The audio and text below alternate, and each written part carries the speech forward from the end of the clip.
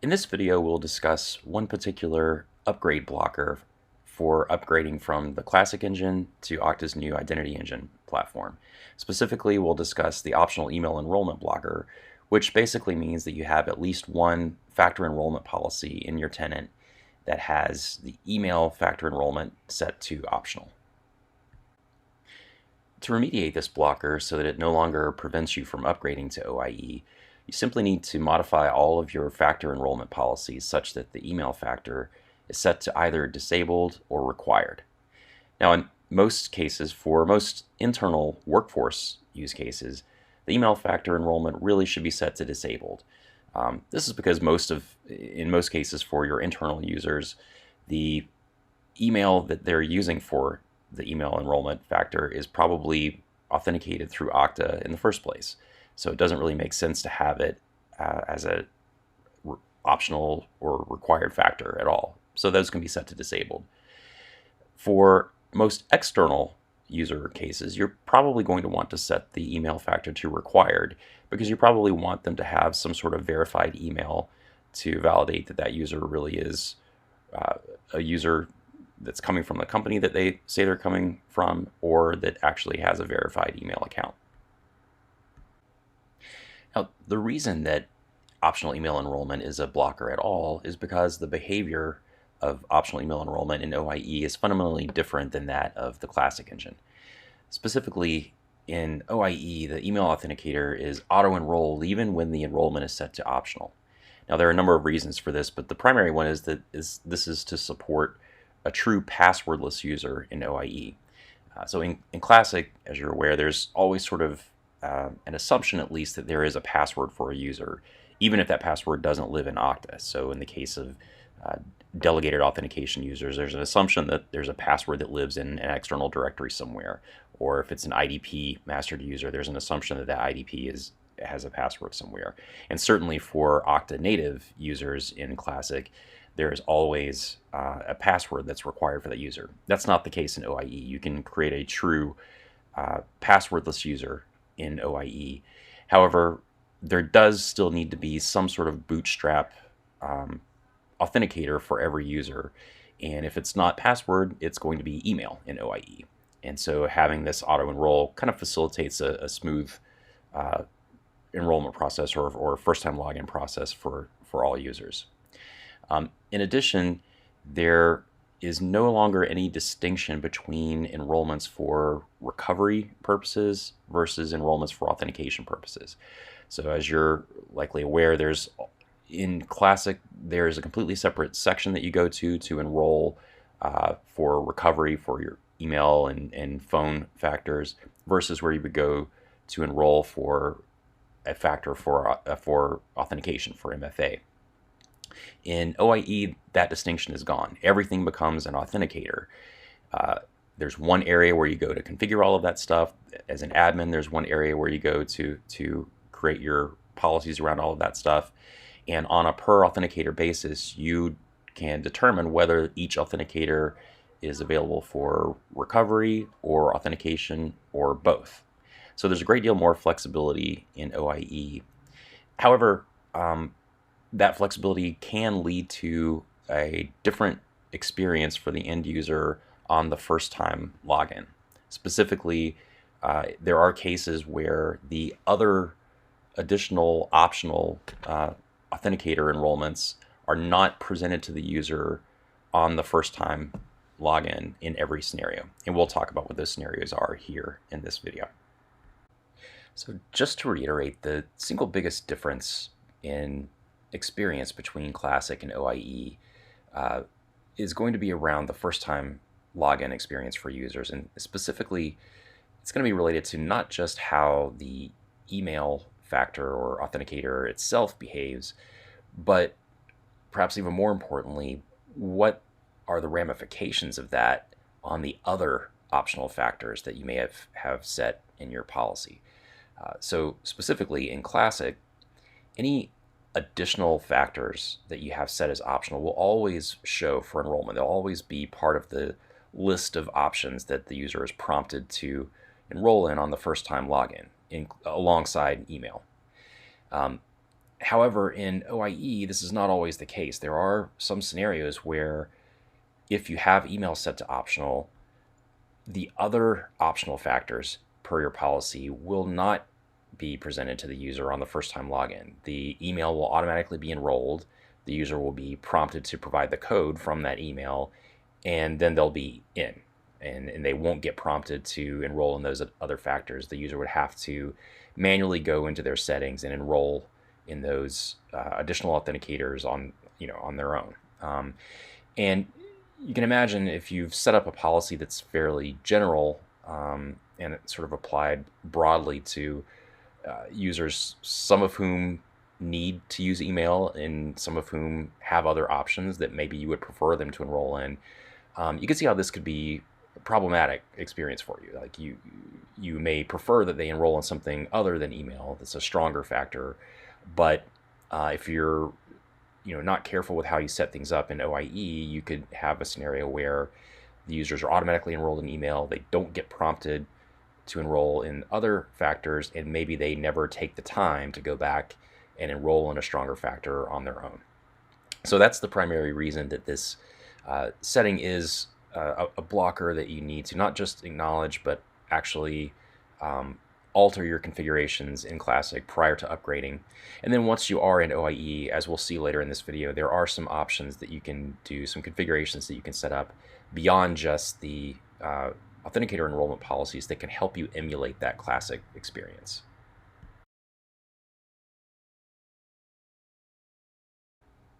So let's take a look at the setup for optional email enrollment in the Classic engine first. First, if you're not sure which engine you're on, if you look at the version number at the bottom of your dashboard, if you see a C, that means that you are running the Classic engine. If you are in an OIE tenant, if you look at the version at the bottom, you'll see E at the end of the version number. So going back to my Classic tenant, I'm going to go to Security and Multi-Factor, and then take a look at factor enrollments. And I'm going to set up a policy where all of my enrollments, all my factors are optional, including email. And so the expected outcome here would be that I would get presented with a list of all of these factors. All of them would be optional enrollments.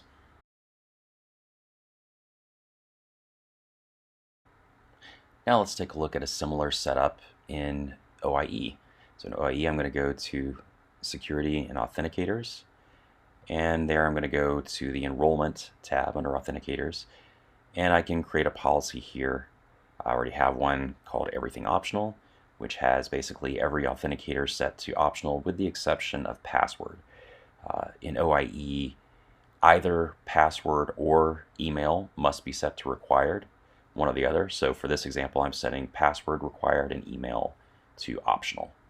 And we'll see the results of that here in just a moment. All right, so now let's take a look at what the end user experience will be. And the scenario that we're going to look at here is probably the most common scenario for workforce use cases, which is a delegated authentication scenario, in this case from Active Directory with just-in-time provisioning enabled. And we're going to see the first-time login experience for this setup.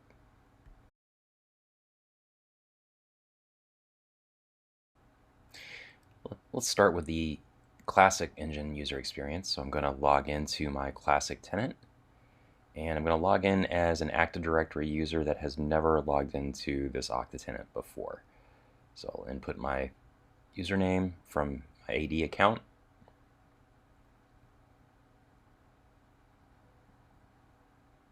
And now I'll provide my password from Active Directory as well.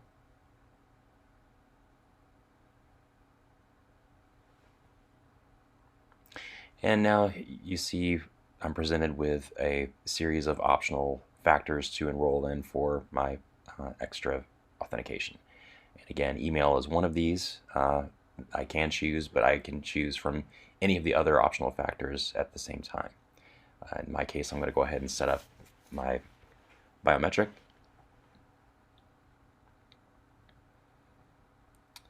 And once that's enrolled, I can come back and continue setting up additional optional factors if I like, or I can just finish and set those up later. Now I'm presented with this splash screen where I'm asked to give a little more information, including my secondary email for recovery, etc. I can do this now, or I can skip over this.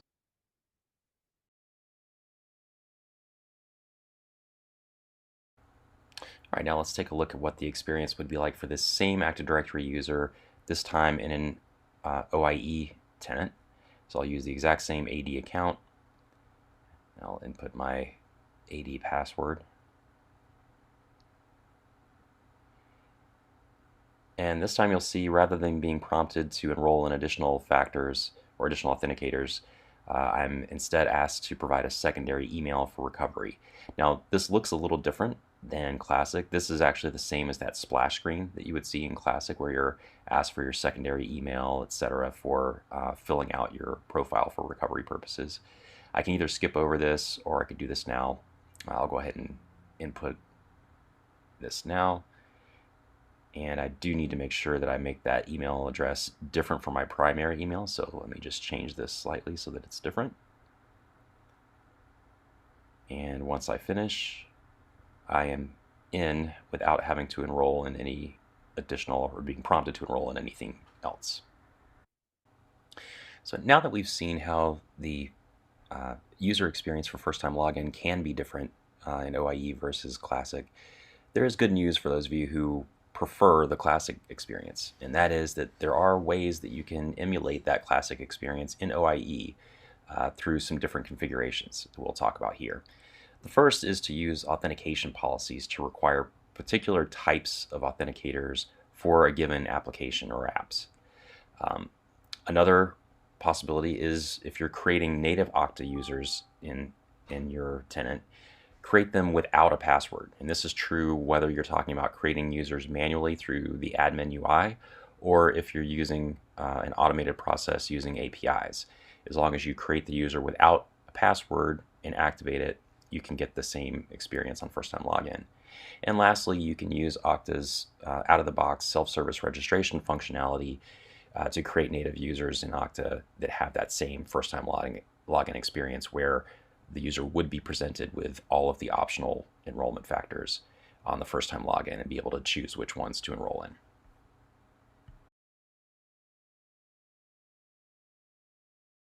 All right, let's take a look now at how we can actually set up authentication policies to emulate the experience of the Classic engine on first-time login. So I'm going to go to Security,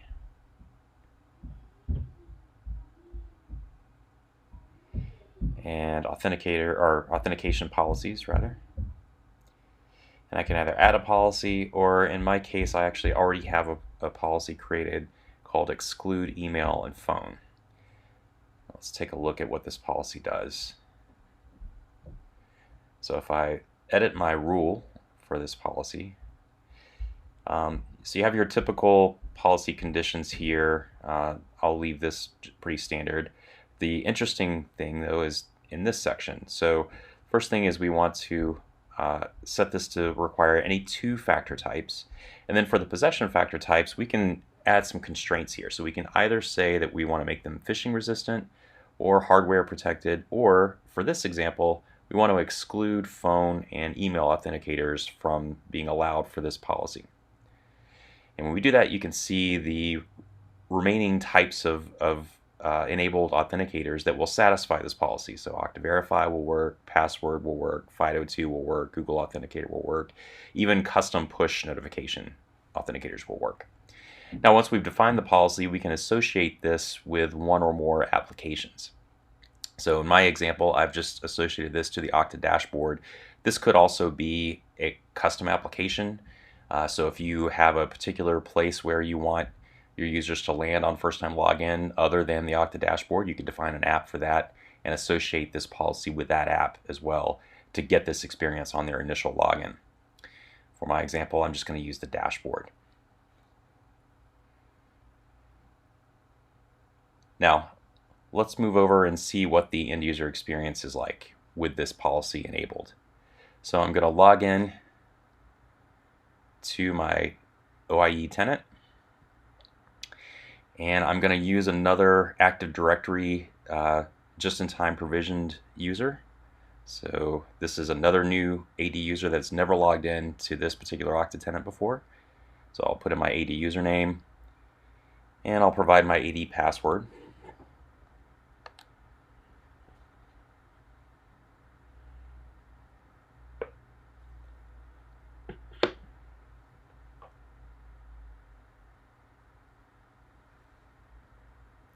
Now you'll notice the experience is a little different. So I've provided a password. The policy for this app requires 2 factors. I already have email enrolled, so it's going to prompt me to satisfy or provide that authenticator. So I'll go ahead and send my verification code to my email, which was auto-enrolled, as you'll notice. And once I have my code and provide that, I have still not satisfied the requirements for this particular app because the policy placed particular constraints on what type of possession factor I can use. So because of that, I'm being prompted to enroll in another factor that will actually satisfy that policy. So I can enroll Google Authenticator, Okta Verify. In my case, I'm just going to do the biometric security key on my Mac. Now, once I have that enrolled, I can come back to the screen and continue enrolling in other optional factors if I choose. And you'll notice that now I actually get the other additional factors, even ones that won't satisfy this particular policy, because I've now satisfied the policy by enrolling in a second factor that meets the constraints. But I can go ahead and add those if I want, or I can skip. Now I'm getting prompted to complete my profile with a secondary email for recovery. I can skip this or provide it now. And now I'm in.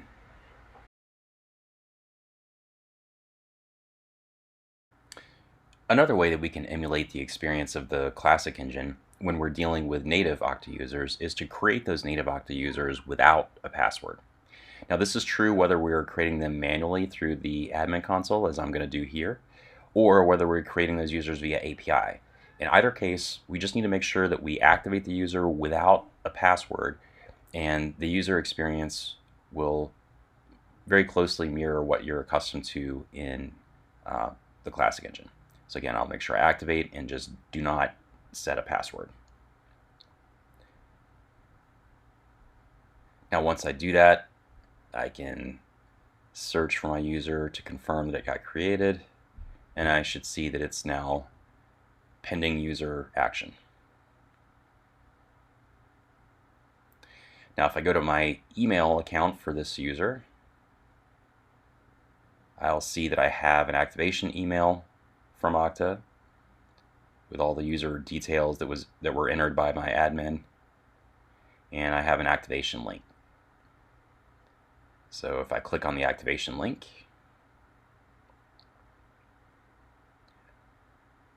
I am now asked to set up a password. Now you notice it doesn't ask me to set up anything about the email because the email was provided by an admin, and so it's assumed to be a verified email address. But I do need to go ahead and establish a password, so I can do that.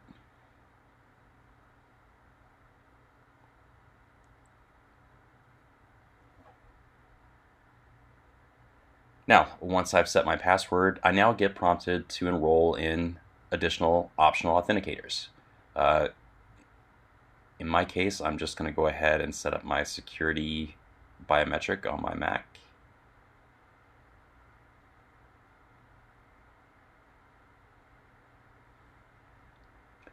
Now once that's done, I again get taken back to this screen where I can continue setting up additional optional factors, or I can skip for now and set those up later. And now I'm in.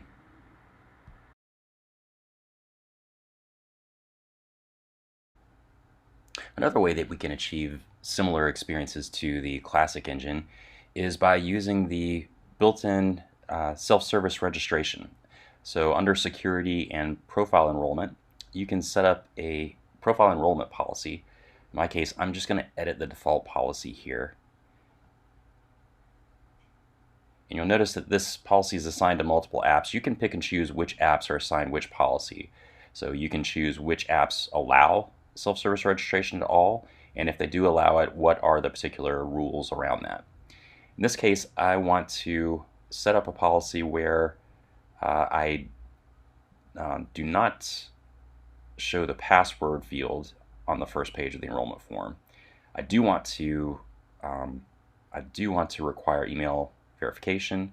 If I have any advanced processing that I need to do before creating the account, I can define that in an inline hook and reference that here. And then I can also customize my labels and build out my profile enrollment form. In this case, I'm simply going to do email and first and last name.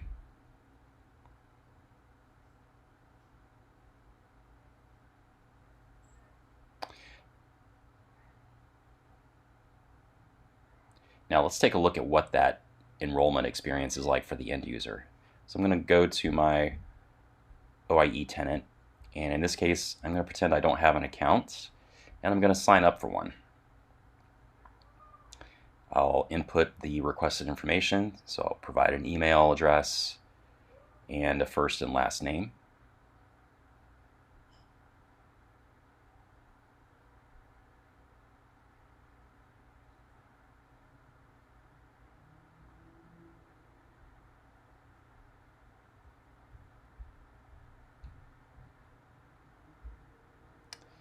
And now I'm asked to set up a bootstrap authenticator. I can either choose email or password here. I'm going to go ahead and set up a password in this example.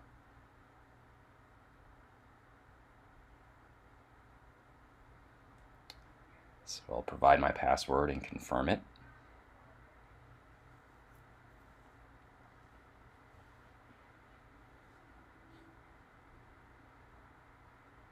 Now once I do that, I'm presented with the option of enrolling in any of the other optional authenticators that have been enabled. In this case, I'll go ahead and use my biometric security key. And once that is enrolled, I get brought back to this page where I can continue setting up additional authenticators if I like, or I can skip this for now and set this up later. And once I've done that, I'm in. To summarize, prior to upgrading to OIE, any optional factor enrollment policies for email that you have need to be removed prior to the upgrade. For most internal or workforce use cases, these can be set to disabled altogether. For most external B2B customer use cases, these could be set to required in most cases. The user experience for first-time login is going to be the primary difference between Classic and OIE related to email optional. Specifically, the other optional factor enrollments are not always going to be presented for enrollment on the first login in OIE as they are in Classic. And finally, post-upgrade, there are options in OIE for you to emulate that first-time login experience from Classic, where the other optional enrollment factors or authenticators will be presented on the first-time login. Some of those include setting up authentication policies for specific applications. If you're dealing with native users, you can create those native users without a password. Or if you are using the out-of-the-box self-service registration features, you can configure that so that you emulate that same Classic end user experience. Thanks for watching. I hope you found this video informative. And if you're interested in upgrading to OIE, please be sure to reach out to your account team to inquire about scheduling an upgrade for your tenant. Thanks.